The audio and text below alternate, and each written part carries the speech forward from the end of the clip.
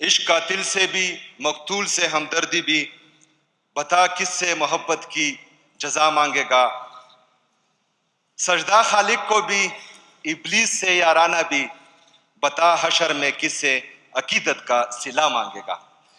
شکریہ جناب اسپیکر۔ جناب اسپیکر، لکی مروت میں جو ہو رہا ہے یقیناً وہ ایک الارمنگ سچویشن ہے ان لوگوں کے لیے جو زمین پر جھوٹے خدا بنے ہوئے ہیں اور پاکستان کو یرغمال بنایا ہوا ہے۔ بند کمرے میں فیصلے ہوتے ہیں، پتہ نہیں ہوش میں ہوتے ہیں کہ بے ہوشی کی حالت میں ہوتے ہیں، لیکن باہر جو ہے وہ اس کو امپلیمنٹ کرنے کی کوشش کرتے ہیں۔ یہ نہیں سوچتے کہ اس سے ملک کو کیا فائدہ ہوگا، قوم کو کیا فائدہ ہوگا، لیکن صرف اور صرف اپنے فائدے کے لیے سوچا جاتا ہے اور دیکھا جاتا ہے۔ جناب اسپیکر، کل کا جو واقعہ ہوا، جو پارلیمنٹ ہاؤس پر حملہ ہوا، سانحہ 10 ستمبر 2024، یہ پاکستان کی تاریخ کا، پاکستان کی جمہوریت پر، پاکستان کے آئین پر ایک بدنما داغ بن کر ساری عمر ان کا پیچھا کرے گا جو آج حکومت میں ہے اور جو آج پارلیمنٹ لاجز اور پارلیمنٹ ہاؤس پر براجمان ہے۔ جناب اسپیکر، ان کو پشتو میں کچھ اشعار میں ڈیڈیکیٹ کرنا چاہوں گا چې پښتنو سترګو کې کله روب راشي، اغیار کې بالا سړیتوب راشي، تڼۍ تڼۍ به د ګریوان وینې چې د پښتونخوا زلمي په لیونتوب راشي۔ انشاءاللہ تعالی وہ وقت عمران خان کی قیادت میں، عمران خان کی سرپرستی میں، جس طرح 2018 سے لے کر 8 اپریل 2022 تک عمران خان کی سرپرستی میں پاکستان ابھر رہا تھا، چاہے وہ معاشی طور پر ہو یا سوشل طور پر ہو یا جو ہے خود مختاری کے طور پر۔ عمران خان پاکستان کے لیے وہ فیصلے کر رہا تھا جس سے لانگ ٹرم میں پاکستان کو فائدہ پہنچ رہا تھا۔ بدقسمتی سے کرونا آیا، 1.5 سال پوری دنیا بند رہی۔ بدقسمتی سے یہی لوگ جو آج کہہ رہے ہیں کہ ہمارا سیاست سے کوئی لینا دینا نہیں ہے، ان کی سازشوں سے بیرونی لوگوں کے ساتھ مل کر، بیرونی طاقتوں کے ساتھ مل کر، اندرونی غداروں کے ذریعے یہ سازشیں بار بار کرتے گئے، لیکن یہ ناکام ہوتے گئے۔ آخرکار 9 اپریل 2022 کو یہی لوگ D G I S P R جن کے بارے میں کہہ رہا ہے کہ ہمارا سیاست سے کوئی لینا دینا نہیں ہے، ان اپوزیشن کے ارکان نے کہا ہے کہ ہم سے باجوہ نے ملاقاتیں کی اور رجیم چینج آپریشن میں ان کا کردار رہا۔ تو یہ جو ہے بالکل پاکستانی قوم کو گمراہ کرنے کی ایک ناکام کوشش ہو رہی ہے۔ لیکن میں ان کو بتاتا چلوں کہ پاکستانی نوجوان، Pakistani youth is no more ill informed. They are well informed، اور ان کو پتا ہے کہ پاکستان کی تباہی کا سبب کون بن رہا ہے اور پاکستان کے فیصلے کہاں پر ہو رہے ہیں، کس کے لیے ہو رہے ہیں اور کس کے بغض میں ہو رہے ہیں۔ جناب اسپیکر، یہاں پر جو آج کے دور حکومت ہے اور اس حکومت کو لانے والے، ان سے اگر آپ پوچھو کہ اکانومی کی کیا پوزیشن ہے، بولتے ہیں 9 مئی۔ اگر ان کو پوچھو کہ ریفارمز کی کیا پوزیشن ہے، کہتے ہیں 9 مئی۔ جی ڈی پی گروتھ کا پوچھو، کہتے ہیں 9 مئی۔ اور ان کا جو ویر بابو کو جانتے بھی ہوں گے، ویر بابو، ویر کہتے ہیں ماتم کو پشتو میں، اور بابو جو ہے یہ ماتم کی آنٹی۔ وہ آ جاتا ہے D G I S P R صاحب، وہ جو ہے وہ پریس کانفرنس کر لیتے ہیں کہ 9 مئی کو ظلم ہوا۔ تو ایک گاؤں میں ایک ویر بابو رہتی تھی جو ہر میت پر جاتی تھی اور وہاں بھرپور ماتم کرتی تھی۔ وہاں ایک گاؤں کا ملک صاحب تھا، اس کا بیٹا مر گیا، تو اس نے ماتم کے لیے اس ویر بابو کو بلا دیا کہ میرا بیٹا مرا ہوا ہے, آپ کائنڈلی جو ہے آ جائے اور ماتم کریں. جب ویر بابو اپنے ساتھ ٹیم لے کے, جو اس کا میڈیا ہاؤس تھا, وہ وہاں پر اس میت پر گئی,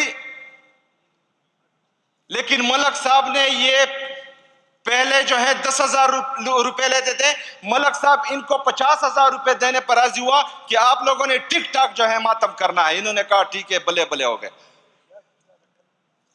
جب ویر بابو گئی, اس نے میت کو دیکھا تو ملک صاحب کا بیٹا جو تھا وہ ویسٹ انڈیز کا ببلو تھا. نہ اس کا چہرہ دیکھنے لائق, نہ اس کی آنکھیں دیکھنے لائق, اتنے بڑے بڑے ہونٹ, اور یہ دبلا پتلا سا جو ہے پڑا ہوا تھا. اچھا, اس کی میڈیا ٹیم اس میت کو دیکھے کہ اس کی کون سی جگہ پر ہم روئے. ویر بابو نے اس کا کہا کہ اس کا چہرہ دیکھو کتنا پیارا ہے, کوئی نہیں رویا. لیکن اس میں جو ہے ایک ایماندار خاتون تھی جو بہت رو رہی تھی, اور ابھی تک جو ہے وہ ٹی وی پر بیٹھ کر رو رہی ہے. وہ کھل کے روئی. جب کوئی نہیں رو رہا تھا تو ویر بابو نے جو ہے ملک صاحب کو کہا کہ بھائی جان, یہ اپنے پیسے واپس لے لو, یہاں پر جو ہے کوئی نہیں رو رہا, یہ ایک رو رہی ہے, اس کو ہم پیسے دے دیتے ہیں. جب وہ جو رو رہی تھی وہ اس سے ویر بابو نے پوچھا کہ ہمیں تو رونا نہیں آ رہا تھا, تم کیوں رو رہی تھی؟ اس نے کہا میں اس وجہ سے نہیں رو رہی تھی کہ میت پر مجھے اپنی پیسوں کی فکر تھی کہ اگر میں نہ روئی تو پیسے چلے جائیں گے. تو جناب اسپیکر, ویر بابو اس میت کو دفنا ہی دیں, کیونکہ بار بار پاکستان تحریک انصاف یہ ڈیمانڈ کر چکی ہے, بار بار یہ ڈیمانڈ کر چکی ہے کہ اس کی جوڈیشل انکوائری ہو, اس میں جو بندہ ملوث ہے اس کو سزا دی جائے, سی سی ٹی وی فوٹیج منظر عام پر لائے جائے. لیکن کوئی جو ہے اس پر کان نہیں دھر رہا. لیکن 9 مئی صرف نہیں, 9 مئی سے پہلے جس نے ہمارے لیڈر کو کالر سے پکڑا تھا اور اس کو ناروا اور ناحق گھسیٹ رہے تھے, اس کو بھی جو ہے انشاءاللہ تعالی ہم قانون کے دائرے میں لائیں گے, اس کو بھی بھرپور سزا ہوگی. صرف 9 مئی نہیں, جس بندے نے یہ حکم دیا تھا کہ 13 اور 14 مارچ کو زمان پارک پر میرے لیڈر کے گھر پر حملہ کرے, اس کو بھی قانون کے کٹہرے میں لایا جائے گا اور اس کو بھی سزا دی جائے گی. پھر جناب اسپیکر, 9 مئی کا نقصان سب سے زیادہ ہمیں ہوا. ہم نے شہداء پیش کیے اس قوم کی خاطر, اس ملک کی خاطر. ہم عمران خان سے کیا چاہتے ہیں؟ عمران خان ہمارا کون ہے؟ ہم تو آئے نہیں تھے اس پارلیمانی سیاست کے لیے, ہم آئے تھے انقلاب کے لیے, تبدیلی کے لیے, اس نظام کو بدلنے کے لیے. لیکن اگر عمران خان کے پاس ہم تھے, عمران خان کے ساتھ ہم ہیں اور عمران خان کے ساتھ ہم رہیں گے, تو ہمیں پتہ ہے کہ پاکستانی سیاست میں عمران خان جیسا صادق اور امین کوئی نہیں ہے. تو انشاءاللہ تعالیٰ تب بھی تھے, اب بھی ہیں اور رہیں گے انشاءاللہ تعالیٰ. جناب speaker, economy reforms, foreign reserves, current deficit, foreign deficit, circular debt, ان سب کا پوچھو. 9 مئی 9 مئی 9 مئی اگر پوچھے تو ڈنڈے برستے ہیں, جیلوں میں ڈالا جاتا ہے, حق بول نہیں سکتے.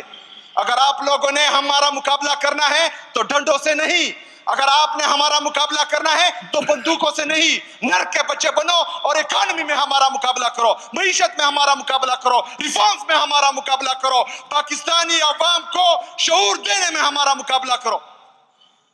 ان کو سیاست کا کیا پتا ہے, جنہوں نے ساری عمر جو ہے a for America, b for bribe, c for corruption, d for dollar, یہ ABCD تو انہوں نے پڑھی ہوئی ہے.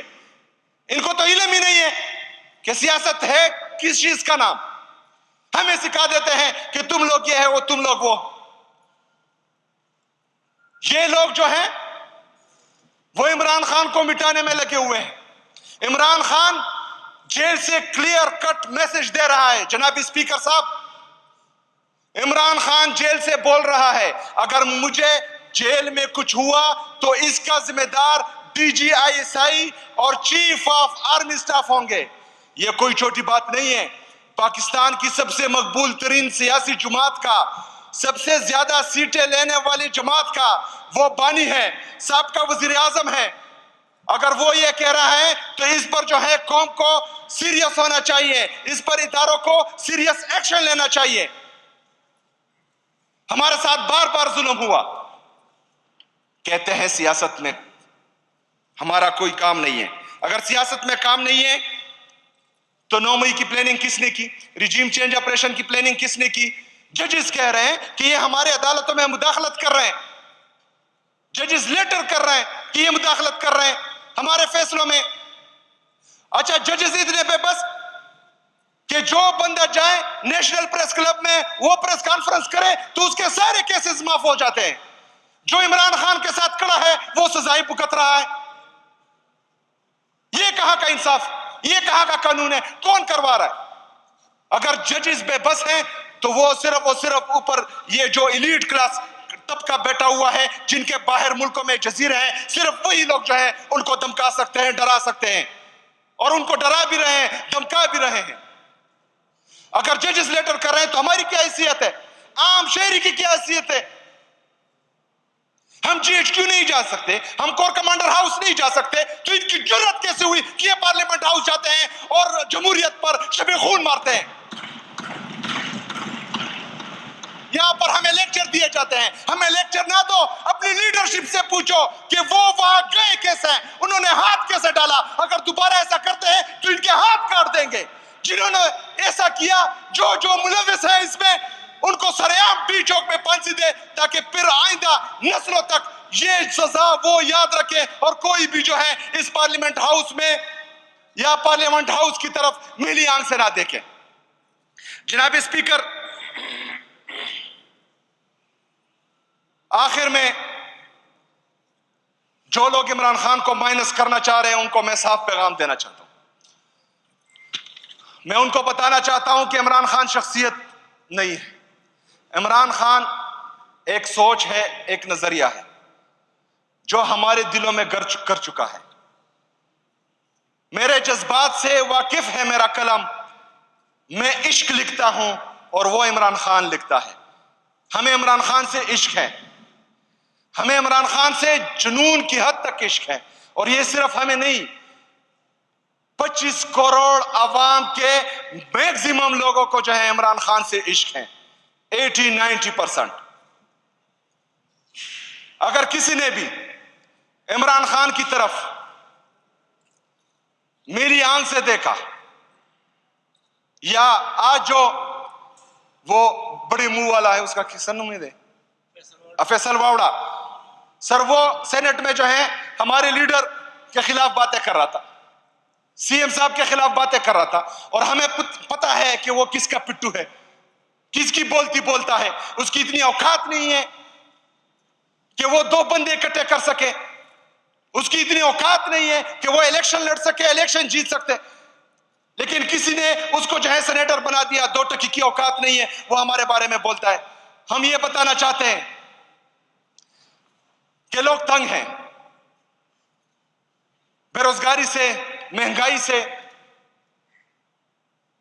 کوئی مہنگائی سے خودکشی کر رہا ہے تو کوئی بجلی کا بل نہیں دے سکتا، اس کی وجہ سے خودکشی کر رہا ہے۔ مر تو ویسے بھی رہے ہیں، لیکن وہ صرف انتظار کر رہے ہیں، وہ صرف عمران خان کے اشارے کا انتظار کر رہے ہیں، وہ صرف عمران خان کی چٹکی کا انتظار کر رہے ہیں۔ اور جس دن عمران خان نے چٹکی دی تو بنگلہ دیش تو چھوڑیں، آپ پوری دنیا کی انقلاب بھول جائیں گے، اور عوام کا سمندر آپ پاکستان کی روڈوں پر دیکھیں گے، اور پھر کسی کو سر چھپانے کی جگہ نہیں ملے گی۔ بہت شکریہ، بہت مہربانی، وما علینا الا البلاغ۔